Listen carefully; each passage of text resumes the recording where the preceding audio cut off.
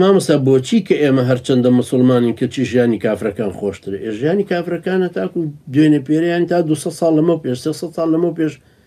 هیچ شتێکیان نەبووەوە. براوەڵام نەرویجە پێش 40 ساڵ لەمە پێش کارەباشی وەکو کارەبای کوردستان وەکو ئێستای کوردستانیش نەبوو کە سەعدی ئەحمەد پیرەڵە لە زۆر وڵات باشترین.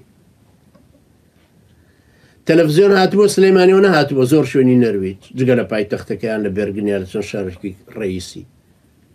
ئێمە مامۆستای دەرسی پێوتین خەڵکی شارێک بوو لە نزیکێرە 2 ساعت لە ئۆسلۆ دوورەوتی وەڵای من لە هەفتاوێکیش تەلەڤیزیۆنمان نەبینیم کارەباشمان لە هەفتاکانە نەبینی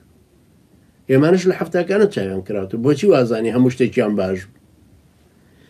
ئێمانە دەربەی ئاسنینیان لە پێش ژنەکانیان نەکرد کە سەفەریان نەکرد بۆی زینانەکە قفڵێکیشان لێدا کلیلەکەشە خستە جرفانیەوە تەتەوری ئەمانە لەکوێ ڕەحم و بەزەی و شەفەقەتیان حەزارەتیان آخر علمیان معلوماتیان هەمان هەر لە تاریکی 700 ساڵ هەر لە تاریکیان ژیان بەس خەڵک ئێستا زۆر پێی معجیبە لە برەمانە فعلەن هەستاونەتەوە سەر ئێستای ئەوان مقارنە بکەی بە کوردستان بە وڵاتی ئێمە طبعا نێرە باشتر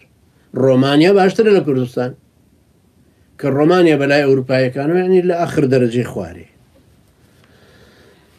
وەزعی ئەوان کە بڵێن بۆچی ئەوان ژیانی ئەوان ژیانی کافرەکان خۆشە لەبەرەوە نیە کە کافرن ئەقلان بە ژیانی خۆیان شکا پلانیان دانا پەرلەمانیان هەبوو حکومەتیان قانون احترامی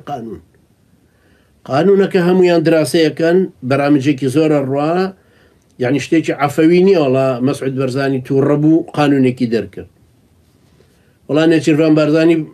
تووڕە بوو لە کەمالی سەی قادرتی 30 ساڵ سجن نوکە قەڵەمێکی بەعسیانە دوای وەڵا قوربان تووڕەبوونەکەی هێواش بۆ و لە بەرەوەی نەمسا داوای کردو کەمالی سید قادر بێن فەرموو ئازادە با بڕوات هیچ نییەوە تەڵێن وڵات بەوە چۆن پێشک بە نە خوێنەواریوە